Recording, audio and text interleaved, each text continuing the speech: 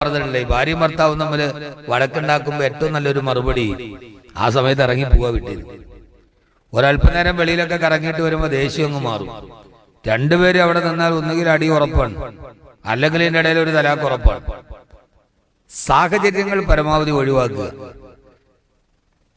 ചിലപ്പോ ആളുകൾ പറഞ്ഞേക്കാം, അവ കണ്ട ഒരു മറുപടിയും പറയാതെ അങ്ങ് ഇറങ്ങിപ്പോയി കളഞ്ഞു. ഉമ്മ പറയും ചിലപ്പോ, ഇവനൊന്നും നട്ടല്ലില്ലേ? എന്റെ സഹോദരങ്ങളെ, ഈ യുദ്ധത്തില് പുറകോട്ട് പിൻവാങ്ങലും ഒരു യുദ്ധതന്ത്രമാണ്. ചിലപ്പോ പരാജയപ്പെടലും വിജയത്തിന്റെ നിദാനമാണ്. ചിലപ്പോ നമ്മൾ തോക്കുക എന്നതാണ് ഒരു വലിയ വിജയത്തിന്റെ താക്കോൽ. ആ സമയത്ത് ഭർത്താവ് ഇറങ്ങിപ്പോയത് കൊണ്ട് അവൻ നട്ടലില്ലാത്തവനാവില്ല.